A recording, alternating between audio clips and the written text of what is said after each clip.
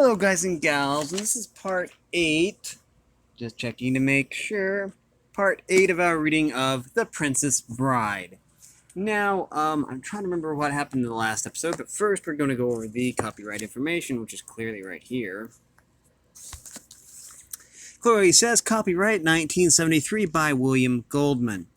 This is The Princess Bride by William Goldman. So, anyways, says all rights reserved, published in the United States by Ballantine Books, a division of Random House Incorporated, New York, and simultaneously in Canada by Ballantine Books of Canada, Limited, Toronto, Canada, Library of Congress. You have all that, all the different information here, all the different copyright and the printings.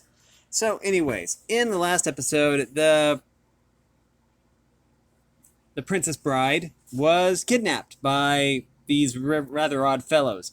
She jumped in the water, but she was almost killed by sharks. The moon came out, and so they got her back. But anyways, they're being followed by some guy dressed in black. So we're going to find out about that.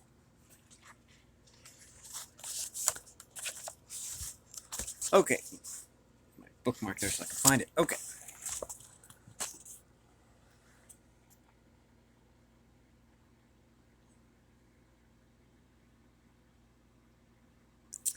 And there they were, rising straight and sheer from the water 1,000 feet into the night. They provide the most direct route between Florin and Gilder, but no one ever used them, sailing instead the long way many miles around. Not that the cliffs were impossible to scale. 2 men were known to have climbed them in the last century alone.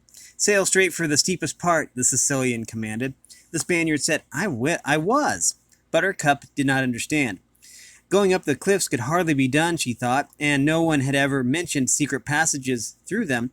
Yet here they were, sailing closer and closer to the mighty rocks, now surely less than a quarter-mile away. For the first time, the Sicilian allowed himself a smile. All is well. I was afraid your little jaunt in the water was going to cost me too much time. I had allowed an hour of safety. There must still be 50 minutes of it left. We are miles ahead of anyone and safe. No one could be following us yet. No one could be following us yet? The Spaniard asked. No one, the Sicilian assured him. It would be inconceivable. Absolutely inconceivable. Absolutely, totally, and in all other ways inconceivable, the Sicilian reassured him. Why do you ask? No reason, the Spaniard replied. It's only that I just happened to look back and something's there. They all whirled. Something was indeed there. Less than a mile behind them, across the moonlight, was another sailing boat. A small, painted, what looked like black, with a giant sail that billowed black in the night, and a single man at the tiller. A man in black. The Spaniard looked at the Sicilian. It must be just some local fisherman out for a pleasure cruise alone at night through shark-infested waters. There's probably a more logical explanation, the Sicilian said, but since no one in Gilder could know yet what we've done, and no one in Florin could have gotten here so quickly, he is definitely not, however much it may look like it, following us. It is coincidence and nothing more. He's gaining on us, the Turk said. That is also inconceivable, the Sicilian said. Before I stole this boat we're in, I made many inquiries as to what was the fastest ship in all of Florin Channel, and everyone agreed it was this one.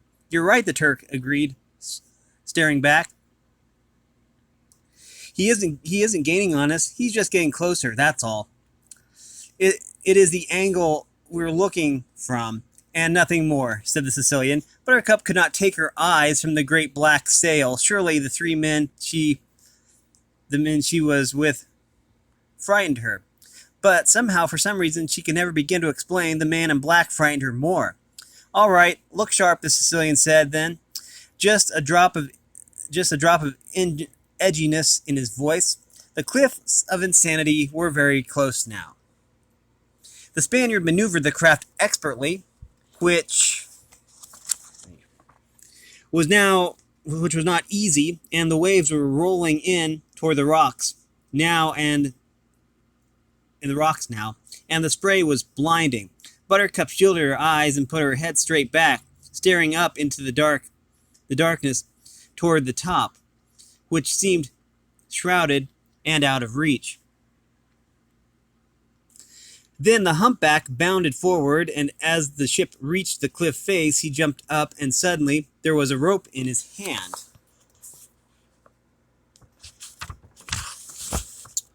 Buttercup stared in silent astonishment. The rope, thick and strong, seemed to travel all the way up the cliff. As she watched, the Sicilian pulled at the rope again and again, and it held firm. It was attached to something at the top, a giant rock, a towering tree, something.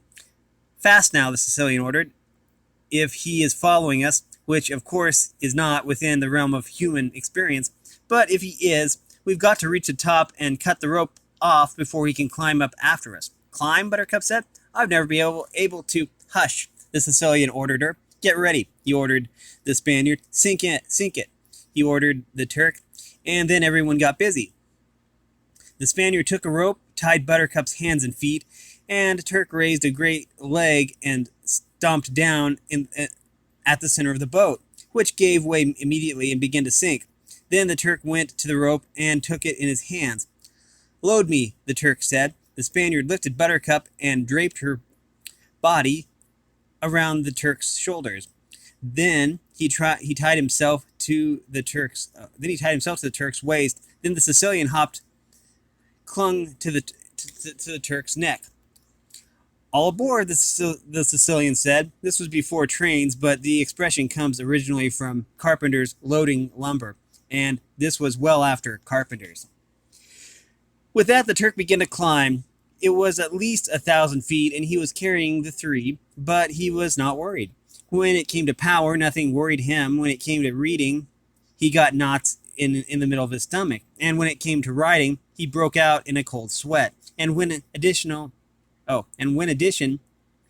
was mentioned, or worse, long division, he always changed the subject right away.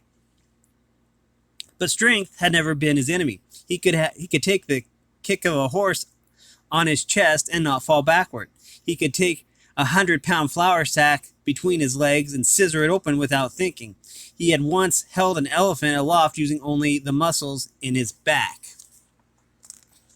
But his real might lay in his arms. There had never, not in 1,000 years, been arms to match Physique's, for that was his name, Physique.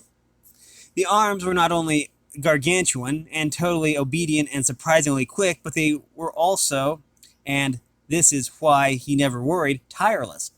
If you gave him an axe and told him to chop down a forest, his legs might give out from having to support so much weight for so long, or the axe might shatter from the punishment of killing so many trees, but Physique's arms would be as fresh tomorrow as today.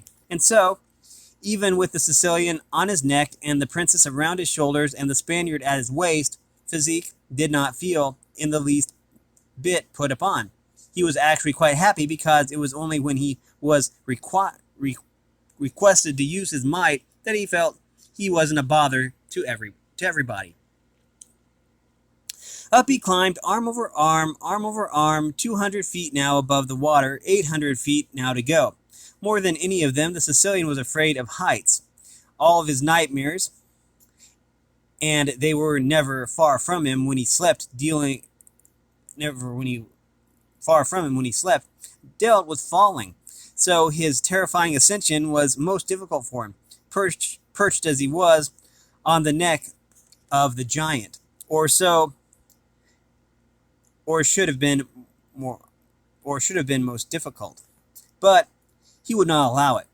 From the beginning, when as a child he realized his humped body would never conquer worlds, he relied on his mind. He trained it, fought it, brought it to heel. So now, 300 feet in the night and rising higher, while he should have been trembling, he was not.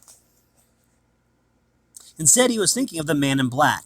There was no way anyone could have been quick enough to follow them, and yet, from some devil's world, that billowing black sail had appeared. How? How? The Sicilian flogged his mind to find an answer, but he found only failure. In mild frustration, he took a deep breath, and in spite of his terrible fears, he looked back down toward the dark water. The man in black was still there, sailing like lightning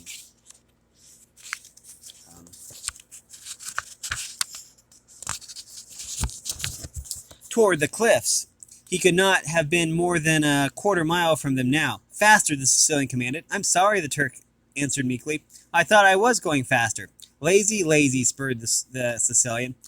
I'll never improve, the Turk answered, but his arms began to move faster than before. I cannot see too well because your feet are locked around my face, he went on. So could you tell me, please, if we're halfway yet? A little over, I should think, said the Spaniard, from his position around the giant's waist. You're doing wonderfully, Physique. Thank you, said the giant. And he's closing on the cliffs, answered the Spaniard. No one had to ask who he, quote-unquote, was. 600 feet now. The arms continued to pull over and over. 620 feet, 650, now faster than ever. 700. He left his boat behind, the Spaniard said. He's jumping onto our rope. He's starting up after us. I can feel him, Physique said. His body weighs on the rope. He'll never catch up. The Sicilian cried. Inconceivable. You keep using that word, the Spaniard snapped. I don't think it means what you think it does.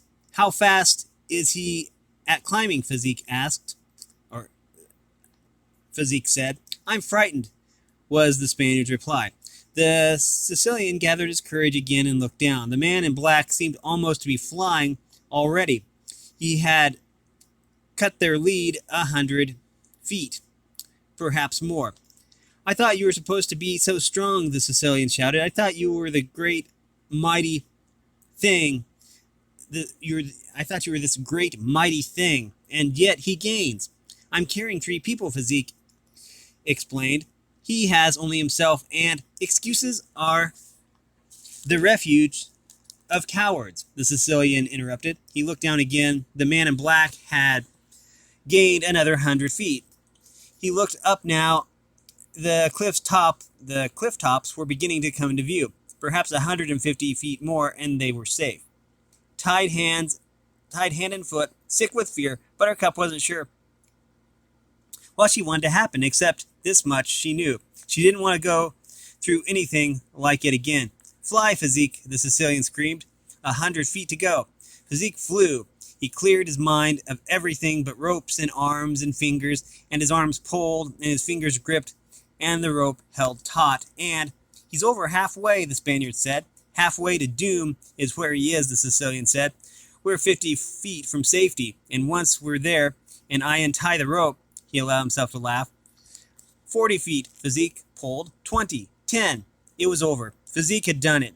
They had reached the top of the cliffs, and first the Sicilian jumped off, and then the Turk removed the princess, and as the Spaniard untied himself, he looked back over the cliffs. The man in black was no more than 300 feet away.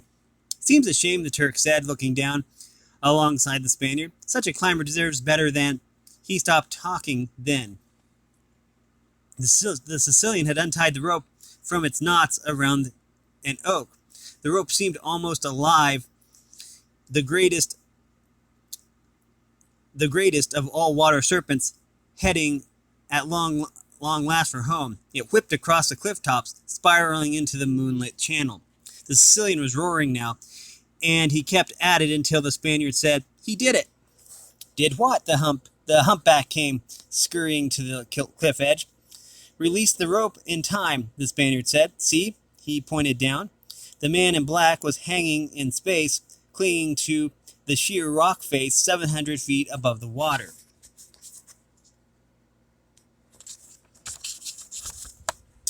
The Sicilian watched fascinated. You know, he said, since I've made a study of death and dying and am a great expert, it might interest you to know that he will be dead long before he hits the water. The fall will do it, not the crash. The man in black dangled helpless in space, clinging to the cliff with both hands. Oh, how rude we're being, the Sicilian said, then, turning to Buttercup. I'm sure you'd like to watch. He went to her and brought her, still tied hands and foot, so that she could watch the final pathetic struggle of the man in black 300 feet below. Buttercup closed her eyes, turned away. "Shouldn't we be going?" the Spaniard asked. "I thought you were telling us how important time was." It is, the Sicilian nodded, "but I just can't miss a death like this. I could stage one of these every week and sell tickets. I could get out of the assassination business entirely. Look at him. Do you think his life is passing before his eyes? That's what the books say." "He has very strong arms," Physique commented, "to hold on so long." "He can't hold on much longer," the Sicilian said. "He has to fall soon." It was at that moment that the man in black began to climb. Not quickly, of course, and not without great effort, but still there was no doubt that he was, in spite of the sheerness of the cliff, headed in an upward direction. "Inconceivable!" the Sicilian cried. The Spaniard whirled on him. Stop saying the word." It was inconceivable that anyone could follow us, but when we looked behind, there was the man in black. It was inconceivable that anyone could sail as fast as we could sail, and yet he gained on us. Now this too is inconceivable. But look, and the Spaniard pointed down through the night. "See how he rises." The man in black was indeed rising. Somehow, in some almost miraculous way, his fingers were finding holds in the crevices, and he was now perhaps 15 feet closer to the top, farther from death. The Sicilian advanced on the Spaniard now, his wild eyes glittering at the insubordination. "I have the keenest mind that has ever been turned to unlawful purposes," he began. "So when I tell you something is not something, when I tell you something, it is not guesswork, it is fact. And the fact is that the man in black is not following us. A more logical explanation would be that he is simply an ordinary sailor who dabbles in mountain climbing as a hobby, who happens to have the same general final destination as we do. That certainly satisfies me, and I hope it satisfies you. In any case, we cannot take the risk of his seeing us with the princess, and therefore one of you must kill him." "Shall I do it?" the Turk wondered. The Sicilian shook his head. "No, Physique," he said, finally. "I need your strength to carry the girl. Pick her up now, and let us hurry along." He turned to the Spaniard. "We'll be heading directly for the frontier of Gilder. Catch up as quickly as you can once he's dead." The Spaniard nodded. The Sicilian hobbled away. The Turk hoisted the princess, began following the humpback. Just before he lost sight of the Spaniard, he turned and hollered, "Catch up quickly." "Don't I always?" the Spaniard waved. "Farewell, Physique." "Farewell, Inigo," the Turk replied, and then he was gone, and the Spaniard was alone. Inigo moved up the cliff edge and knelt with his customary quick grace. 250 feet below him now, the man in black continued his painful climb. Inigo lay flat, staring down, trying to pierce the moonlight and find the climber's secret. For a long while, Inigo did not move. He was a good learner, but not a particularly fast one, so he had to study. Finally, he realized that somehow, by some mystery, the man in black was making fists and jamming them into the rocks and using them for support. Then he would reach up with his other hand until he found a high split in the rock and make another fist and jam it in. Whenever he could find support for his feet, he would use it, but mostly it was the jammed fists that made the climbing possible. Inigo marveled. What a truly extraordinary adventurer this man in black must be. He was close enough now that for Inigo to realize that the man was masked, a black hood covering all but his features. Another outlaw? Perhaps. Then why should they have to fight, and for what? Inigo shook his head. It was a shame that such a fellow must die, but he had his orders, so there it was. Sometimes he did not like the Sicilian's commands, but what could he do? Without the brains of the Sicilian, Inigo, would never be able to command jobs of this caliber. The Sicilian was a master planner. Inigo was a creature of the moment. The Sicilian said, kill him. So why waste sympathy on the man in black? Someday, someone would kill Inigo, and the world would not stop to mourn. He stood now, quickly jumping to his feet, his blade-thin body ready for action. Only the man in black was still ready. Okay, for action. Only the man in black was still many feet away. There was nothing to do but wait for him. Inigo hated waiting, so to make the time more pleasant, he pulled from his scabbard his only love, the six-fingered sword. How it danced in the moonlight, how glorious and true. Inigo brought it to his lips, and with all the fervor in his Spanish heart, kissed the metal. Inigo. In the mountains of central Spain, set high in the hills above Toledo, was the village of Arabella. It was very small, and the air was always clear. That was all you could say that was good about Arabella. Terrific air. You could see for miles, but there was no work.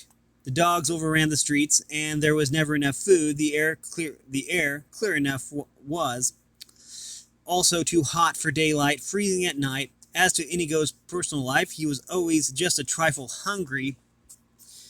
He had no brothers or sisters, and his mother had died in childbirth. He was fantastically happy because of his father. Domingo Montoya was funny-looking and crotchety and impatient and absent-minded and never smiled. Inigo loved him, totally. Don't ask why. There really wasn't any one reason you could put your finger on. Oh, probably Domingo loved him back. But love is many things, none of them logical. Domingo Montoya made swords. If you wanted a fabulous sword, did you go to Domingo Montoya? If you wanted a great balanced piece of work, did you go to the mountains behind Toledo? If you wanted a masterpiece, a sword for the ages, was it Arabella that your footsteps led you to? Nope. You went to Madrid, because Madrid was where lived the famous Yeste. And if you had the money and he had the time, you got your weapon. Yeste was fat and jovial and one of the richest and most honored men in the city. And he should have been. He made wonderful swords, and noblemen bragged to each other when they owned an original Yeste.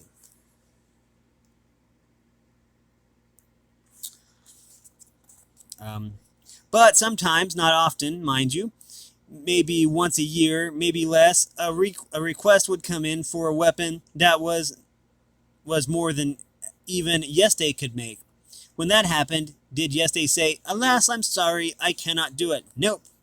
What he said was, "Of course, I'd be delighted. 50% down payment, please. The rest before delivery. Please come in a year. Thank you very much." The next day, he would set out to the hills behind Toledo. Domingo, Yeste would call out when he reached Inigo's father's hut.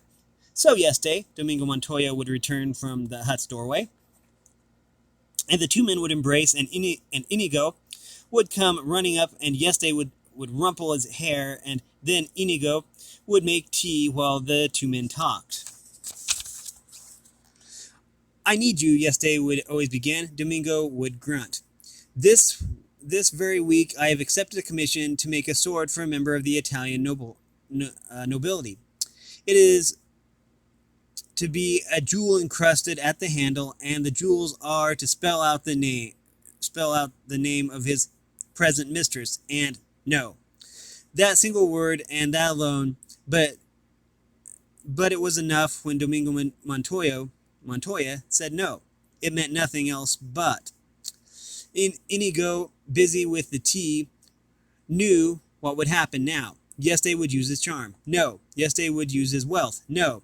His wit, his wonderful gift for persuasion. No. He would beg, entreat, promise, pledge. No. Insult, threats. No. Finally, genuine tears. No. More tea, yes, they?